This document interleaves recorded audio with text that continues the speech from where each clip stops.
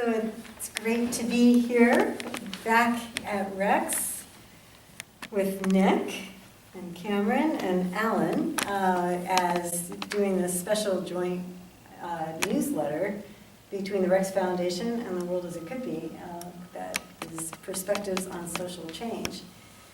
And it's interesting to think about this. I remember in 1993, the Rex board deciding that a major goal was to be an impetus and a catalyst for social change. And that is something that has been out there that we've been looking at, and that I know the work I've done on the World as It Could Be was about hopefully being an impetus for social change. And we hear the term a lot. The question is, what does that really mean? And how does our work contribute to that? And that's what our interview is about today. So I think we should just get started. And I think that the first question is, what does that term mean to you?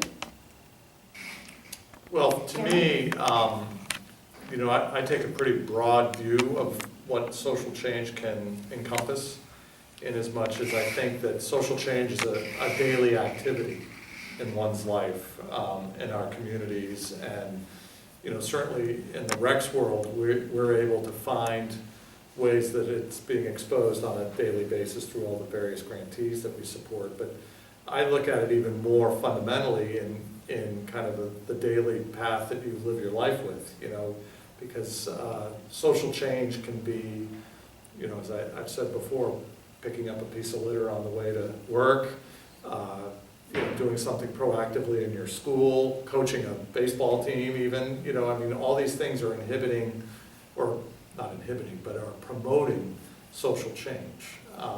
In other words, improving the quality of life is sort of a fundamental tenet of what social change is about, because the need for change is brought about by circumstances that are maybe less than ideal in whatever capacity we view that. And when we go proactively toward changing that to me is the very essence of social change.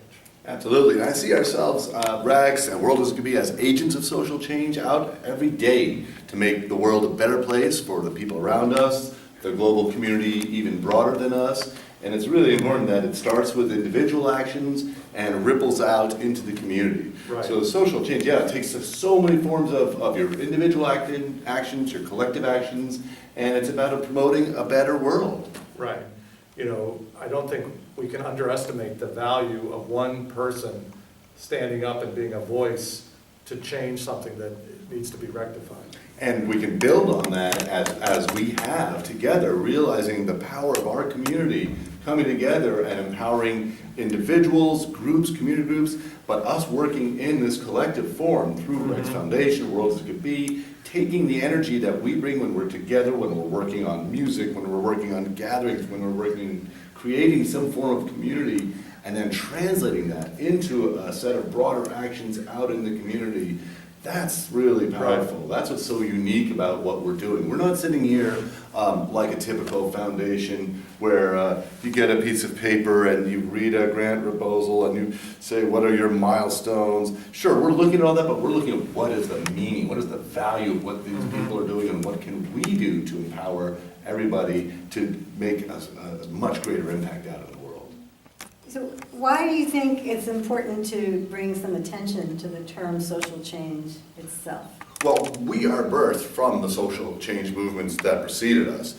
I recall in 2004, Sandy, you went up to the Oregon Country Fair, made your first connection with them, even though we have many common roots. It was their 35th year, it was our 20th year here at the Rex Foundation, and that collaboration of us seeing each other as reflections of each other was very powerful, because the fair is rooted in the movements of the 60s that were both progressive movements trying to build a better society, trying to make statements against the war in Vietnam, trying to make statements about a better society that we could build, and many people from the 60s brought themselves to Oregon and used that as a fertile ground for growing new movements. And we are very much of that same lineage, and we have very common goals and desires to see a better world built from the world that we've inherited.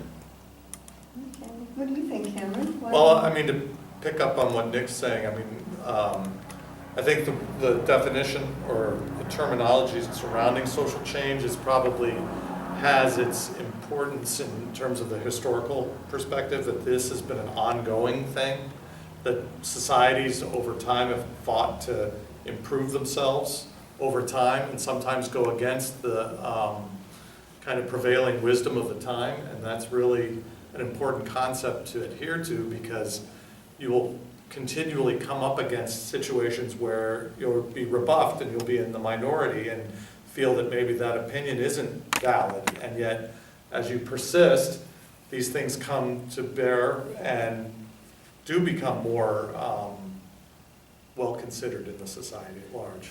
Absolutely, and I think it's becoming more acceptable to see civil society being created by the members of civic society. So Annie Leonard in The Story of Stuff, Paul Hawken, and both of their thinking is about empowering individuals to go out and be the change you want to be, and creating that civil society, and that is both our civic duty, our civic responsibility, and it's an act of expressing your civic muscle, and it's a joyous expression of that, and so that is who we are, and that's what we are promoting. Yeah, we're fortunate that we live in a society that promotes that sort of discourse. There's a lot of places on the planet where that's not, a virtue. That's right. And we do, as Nick points out, have a certain obligation to met that out in the community at large. Yeah. Absolutely, and that has brought us to some of the work in the world that we're doing. We've supported a group called Amazon Watch that is working to restore rights and justice to the indigenous communities in the Amazon, and we're very proud sponsors of some of the work of promoting the music and the history and the cultural roots of the Amazonian communities, so that they could have cultural exchanges among themselves, preserving and promoting indigenous communities, even when that's not in the common interest, perhaps, of the some of the entities down You there. have a local authority, as it were. Yeah. Right. That's one great example. Some other thoughts on other organizations that you brought forward, or you, Cameron, that you feel kind of represent the idea of what the best of social change is about? Well, I mean, I don't want to toot Rex's horn too much, but I think one of the beautiful things about the Rex Foundation and the social change movement, if it were to be construed as a movement in and of itself, is that we are able to find people that are doing things on a very grassroots level. I mean, there's, I think varying degrees of what people are out there trying to accomplish. Some people are trying to move mountains with big organizations, and yet there's other people that are doing stuff on a very localized level that's having an immediate impact that we're able to come in contact with. I think of the woman in Oakland, Mother Wright, who was doing the food distribution out of her garage, to people that weren't able to feed themselves. And every day she did it, day in and day out, until well into her 80s. Yeah. And I mean, she was just a remarkable woman, and you know that she's devoting her entire life to what it is that she's providing people. It's an amazing thing. So I think of her quite a bit when we have conversations like this. Likewise, so many amazing organizations that we've had the opportunity to support and speak to on behalf of the Rex community and give the catalyst so that they could be more effective out in the world. Makes me think of a group of Cambodian monks that we're working with through the Rainforest Information Center that have blessed the trees in the Arang Valley And by offering these blessings to the trees and protecting each of these trees, much as the Buddha sat under these trees, and the sense of nature is intrinsic to the spirit of Buddhism, these monks are offering these blessings and protecting these trees to prevent the flooding of the Orang Valley, one of the most special tropical environments in the world. And so Rex has been able to reach around the globe and support efforts such as the Buddhist monks in the Orang Valley. And Nick, I remember actually, I think it was you that brought forward the idea of Destiny Arts Center. That was a number of years ago that turned out to have a very close connection to the world as it could be. What was it about their work that grabbed your attention and made you feel that this was something that should have rec support? Destiny Arts Center in Oakland, California is very typical of the kind of grantees and the work that Rex really believes in. We believe in finding organizations that empower other people to find their inner voices and be the people they want to be in their lives. So we worked with a lot of music groups, organizations that support youth, and this was an amazing intersection of a local program in Oakland, California, working with kids at an after-school center to promote dance, movement arts, theater, music, bringing it all together so that the kids could themselves create these productions that reflect their values and their joys, and they've now continued to thrive following the rec support. Destiny Arts Center has now finished a large capital campaign and has been able to acquire a permanent home for this program. And thanks very much to the World as It Could Be, the Rex Foundation. We were really a critical seed organization supporting their long-term presence in the community. Any others that come to mind from your perspective in terms of, and how that might connect, how some of these organizations might connect to what we're talking about with social change? Yeah, you've been stating it. Well, obviously, I mean, since the inception of the Rex Foundation, I think we've given close to 1,000 grants, isn't that right? Actually, more than 1,000. So there's a lot of examples of how we've been fortunate to be in a position to help these people do the work that we all value. You know, we have sort of a cyclical or symbiotic relationship between, you know, part of our work is creating events that then is supported by the people who come to them, that they in turn entrust us to go find the people to do the work. And we've had this circular relationship for many years that is built at the core on trust, you know, which I think is also a key element of social change. You know, that people believe that there's a true need, that this isn't some frivolous pursuit or self-aggrandizing agenda. This is something that's based on a common need. And, you know, we vet some of these things, but they're already vetted by the time we get them, you know, for the most part. This last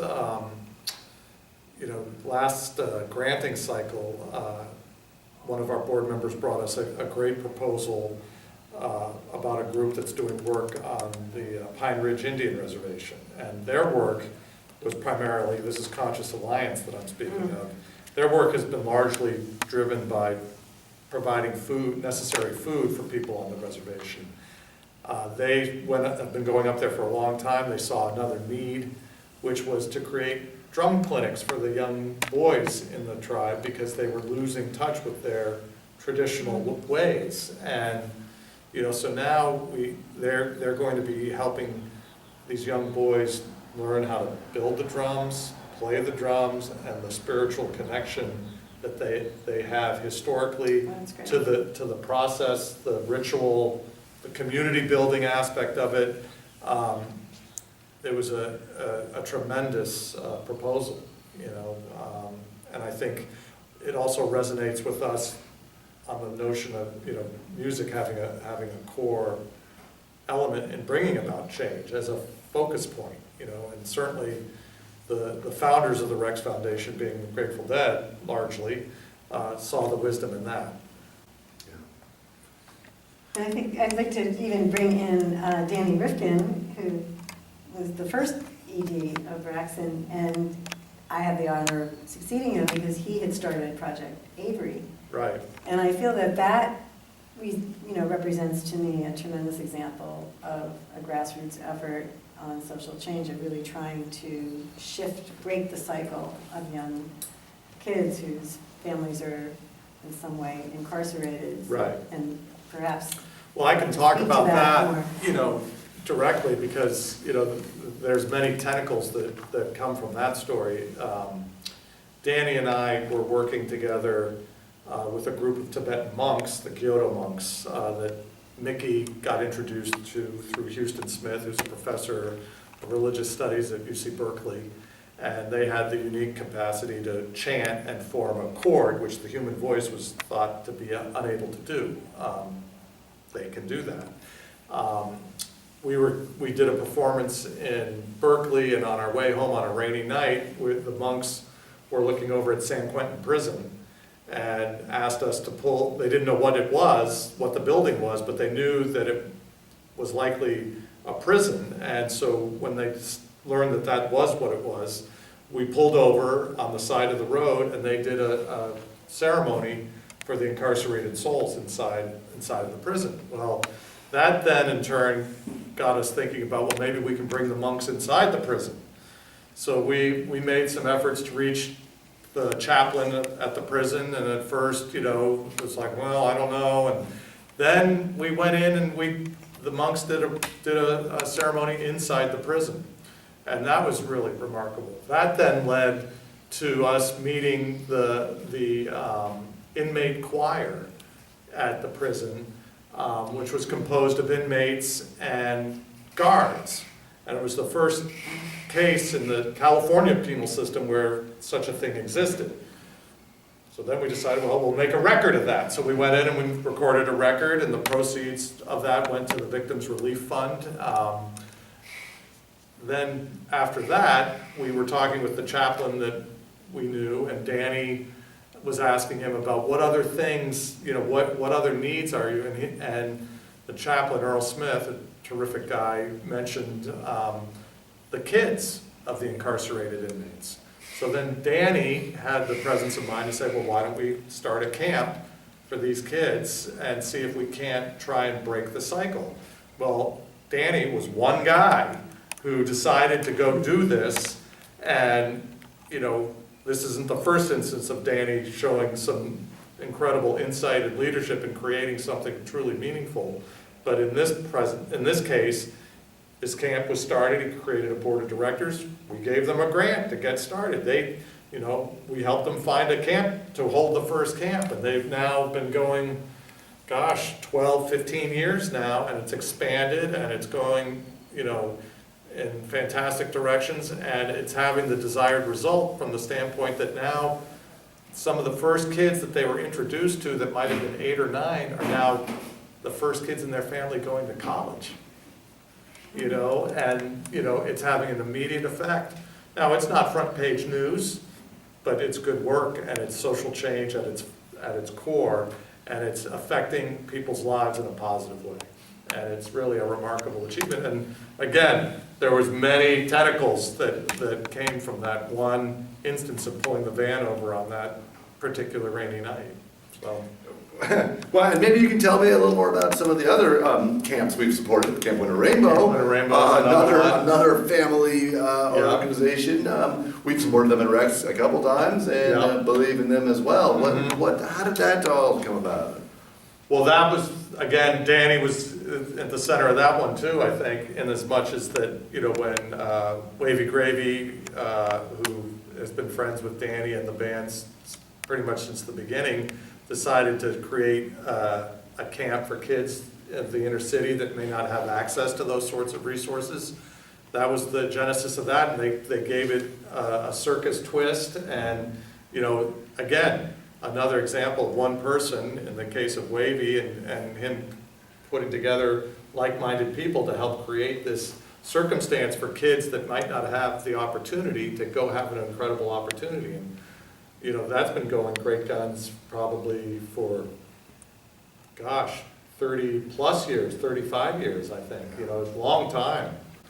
Well, you mentioned the whole circle of support and the kind of role that Rex plays in these things, and I'm very proud of what we at Rex do, which is bringing together artists, musicians, performers, individuals, participants in these events, and transforming the events that we put on into activity, social change events, things that are more than just you got together with your friends and saw some music that night. No, you got together with people and you made something positive happen out in the world. Right. And I never had the pleasure of knowing Bill Graham, but I know what he was trying to create by giving out the apples at the Fillmore was trying to give people a sense of community, something more nourishing from the gatherings. And I think that's what we're doing in a modern day world. We're nourishing both the participants at our events, the performers, the people working the door, to the people that we work with after the events, and that Right. Really that we connect with everyone from the person walking in the door to the after-school program months down the Right. road. Right. That's a perfect segue to one of the questions that I was thinking we ought to discuss is just in terms of the community connections that Rex events really support. What would be good for the folks who come to these events to know about their part in generating social change? How would you describe the contributions that the people that are actually there by their very nature of being there, supporting Rex and connecting with themselves? How can they be seen as contributing? Well, each time you step in the door at a Rex event, you're stepping into a larger movement of making good happen out in the world. Walking in together, you're creating a ripple that reaches out far beyond that evening. Every time we get together, we're creating something that has a lasting value, either in the Orang Valley or Destiny Art Center, or in the communities out beyond the walls of that evening. And that's a palpable feeling. It's an amazing feeling. You walk into a Rex show and a Rex gathering, and you know something bigger is happening. Right. It's really powerful. It's amazing, and it's a continuation. I feel the spirit of the amazing souls that came before us, that created this. Every time we're in the room together, that legacy is there, and it's about creating the positive legacy going forward. It's not just steeped in the past. It's about creating the future. Cameron, how does this fit in with your idea that each person is actually contributing something? Well, yeah, I mean, I think that, by attending a Rex event, you're enabling the work to happen.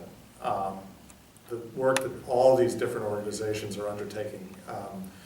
We're a vehicle, we may be the hub of this relationship between the fan and the audience of our event and these organizations. We attempt to expose everybody to this work by having examples of them at our events or on our website and so on, because we think that beyond the event itself, you have to have some understanding of what it is that we do. And what we do is what they do, basically, I think. But I also think that the notion of social change need not be intimidating. That you can participate on any level.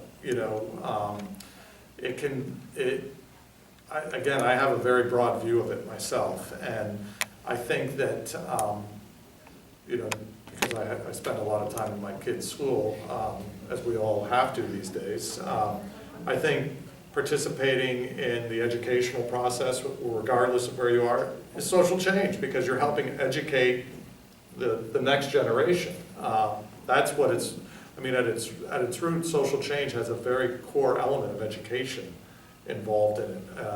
People can choose to take the lesson or not. We live in a democracy, and people should have that ability, but you want them to be able to discern the kernels of what's being discussed to make their own informed decision. And at its root, education's a big part of it. So that's one example. And we try and educate people at our events by presenting the various groups that we're awarding grants to, and on our website. We really think that's a fundamental element of what we're doing in terms of exposing these people to a greater audience. Absolutely. The stories that we collect and bring out to the world are such powerful stories. So as you mentioned, Conscious Alliance, I look forward to seeing the drums on the Pine Ridge reservation resonating well beyond the reservation through our Exactly. website out into the world. Yeah, yeah.